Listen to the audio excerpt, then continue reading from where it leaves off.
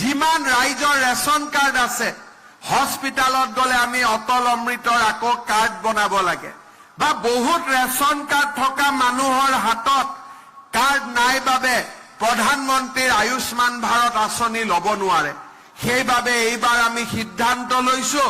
যে যিমান মানুহ পুৰণা ৰেচন কাৰ্ড আৰু নতুন ৰেচন কাৰ্ড এই দুই শ্ৰেণীৰ ৰাইজক আমি এইবাৰ ৰেচন কাৰ্ডখন দেখালে